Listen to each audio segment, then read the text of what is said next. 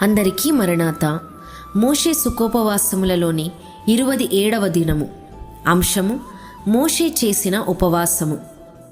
వాక్యము నిర్గమాకాండము 34వ అధ్యాయము 27 నుండి 35వ వచనము వరకు. ప్రార్థన. తండ్రి, మోషే చేసిన ఉపవాసమును తలంచుకొని మేమును నీ సన్నిధిలో కూడుకొని ఉన్నాము. మోషే వంటి మనోనిదానము మాకు లేకపోయినను నీవు కరుణించుటను బట్టి ఈ ఏర్పాటును మేము జరిగించుకొన్నాము గనుక నీకు వందనములు. నేటి దినమున మోషే ఉపవాసమును మాకు నేర్పించుటకు నీ వాక్యములో నుండి మాతో మాట్లాడుమని యేసు నామమున వందించుచున్నాము. ఆమేన్. పాఠము. బైబిలులో ఉపవాసము చేసిన వారనేకులున్నారు. వారందరిలో ముగ్గురే గొప్ప ఉపవాసపరులు.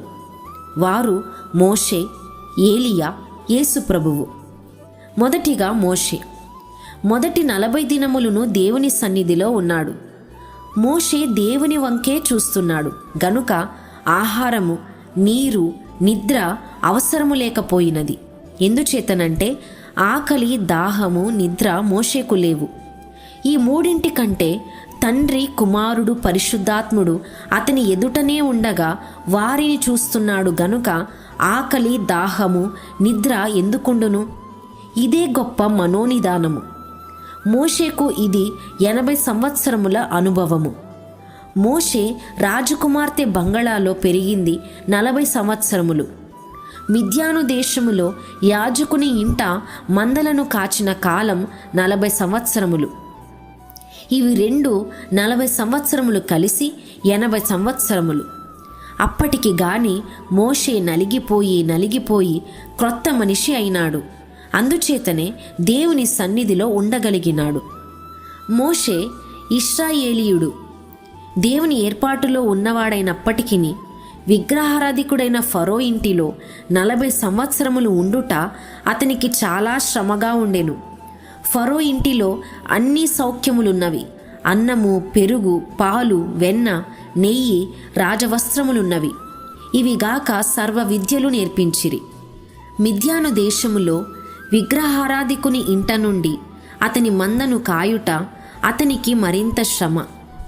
గతిలేక ఉండిపోవలసి ఉండెను. ఇక్కడెందుకు ఉండవలెను? నా స్వజనుల మధ్య ఉండకపోతేనే అని శ్రమ. మిద్యాను దేశము నుండి నా స్వజనుల యొద్దకు వెళ్ళగలనా? వెళ్ళలేను. వెళ్ళితే నన్ను చంపుదురు. నా స్వజనులతో నేను యెహోవాను సేవించెదనా? స్వదేశము వెళ్ళగలనా? స్వజనులతో ఉంటానా? ఇక నేను వెళ్ళలేను. తీరా వెళ్ళినను చంపుదురు. ఇది మరొక శ్రమ. ఈ 2 రకములైన శ్రమల మధ్య పడి నలిగిపోయినందున గొప్ప పనికి తయారైనాడు. అలాగే మోషేకు తాను తయారగుచున్నట్లు తెలియదు గాని దేవునికి తెలిసినందున కొండ మీద పొదలో దేవుడు మోషేకు కనబడి అతని చేత అద్భుతములు చేయించెను. పొదలో సూచనగా ఉన్న అద్భుతములు చూపించెను. కర్ర, పాము, నీరు, రక్తము. ఇతని చేత ఇన్ని చేయించిన ఐగుప్తుకు వెళ్ళమన్నప్పుడు ఫరో రాజుకు భయపడి ఇంకెవరినైనా పంపమన్నాడు. సారాంశము: మోషేకు దేవుడు ఇచ్చిన ఆజ్ఞలు మనకును ఇవ్వనయున్నాడు. మోషే గడగడ వణికెను, మనమును వణికెదము. ఉపవాసము. మోషే మొదట 40 దినములు కొండ మీద ఉపవాసము చేసి కొండ నుండి క్రిందకు దిగివచ్చి పాపము చేసినాడు. అనగా కొన్ని చిన్ని తప్పులలో మోషే పడిపోయినాడు. మోషే ప్రజల మీద కోపపడినందుకు దేవుడు మోషే మీద కోపపడవలసింది. నీకు ప్రజల మీద కోపము వస్తే నేను రాసి ఇచ్చిన పలకలను ఎందుకు పగలగొట్టితివి అని అనవలసినది గాని అట్లు అనలేదు, కోపపడలేదు. గాని మోషే పలకలు బద్దలు కొట్టి కొండపైకి మరలా ఎక్కి వెళ్ళెను. మోషే పాత నిబంధన కాలపు భక్తుడు గనుక కోపపడినాడు. మనమైతే క్రొత్త నిబంధన కాలపు వారము గాన కోపపడవలెనని మనకు లేదు గనుక కోపపడరాదు. క్రొత్త నిబంధనలో శాపము లేదు. దేవుడు అన్నది సన్నిధి, ఉన్నది సన్నిధి గనుక సన్నిధి ఎక్కడ పడితే అక్కడే ఉన్నది. అయ్యగారు మంచము మీద ఉన్నప్పుడు దేవుని సన్నిధి ఆయనతో ఉన్నది. కుర్చీ మీద ఉన్నప్పుడు, కూటములలో ఉన్నప్పుడు దేవుని సన్నిధి ఆయనకున్నది. ప్రభువు అన్నది ఏమనగా, నా సన్నిధి మీకు తోడైయుండును. అది బైబిలులో ఉన్నది. మనము నమ్మితే మనకు కూడా తోడైయుండును. గిద్యోను ఏమన్నాడు? ఇశ్రాయేలీయులు ఏమన్నారు? దేవుని సన్నిధి మాకు తోడైయుంటే మాకు ఈ శ్రమలెందుకు, తెగుళ్ళెందుకు అని విసుక్కొన్నారు. అందుచేత దేవుడు గొర్రెపిల్లను తీసుకొని వచ్చి బలివేయమన్నారు. ఆ బలివేయబడిన గొర్రెపిల్లను తిన్నందున వారు ఐగుప్తు నుండి దాటిపోయినారు. గనుక సీనాయి కొండ మీద దేవుడు మోషేకు 10 ఆజ్ఞలు రాసి ఇచ్చినాడు. మోషే కొండ దిగి వచ్చుచు ఇశ్రాయేలీయుల విగ్రహారాధనను చూచి వాటిని పగులుగొట్టెను. అయితే ఆజ్ఞలను మొదటగా పగలగొట్టినది ఎవరు? 10 ఆజ్ఞలలో మొదటి ఆజ్ఞ ఏది?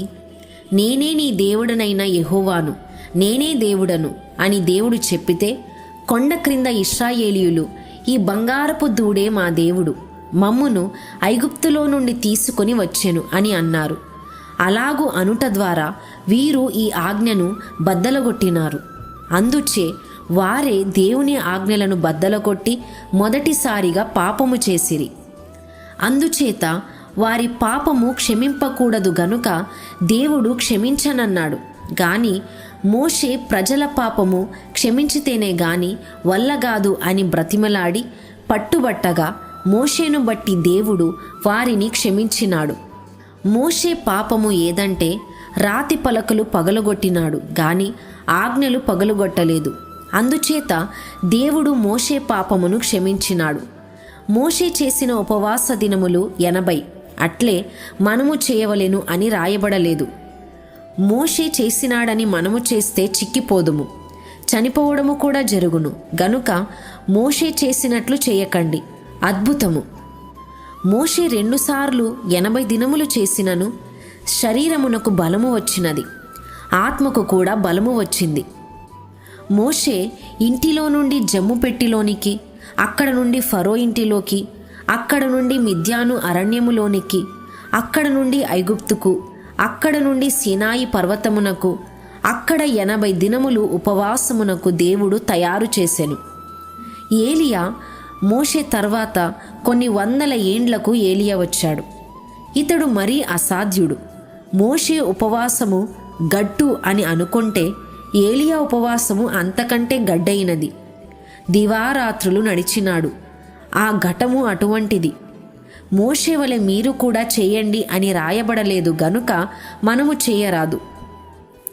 యేసు ప్రభువు మోషే ఉపవాసము కంటే, ఏలియా ఉపవాసము కంటే మరింత అద్భుతకరమైన ఉపవాసము ప్రభువు చేశారు. అది అయ్యగారికి తెలుసును గాని వివరించుటకు శక్తి లేదు. ఉపవాస సమయములో ప్రభువుకు నిమిష నిమిషము శోధనలే. దీవెన అయినను వాటన్నిటినీ ఆయన జయించినట్లే ఈ 40 దినములలో మీరు ప్రభువు వంటి మనోనిదానముతో ఉపవాసము చేసి సమస్తమును జయించగల శక్తి పెండ్లి కుమారుడు మీకు దయచేయునుగాక. ఆమేన్.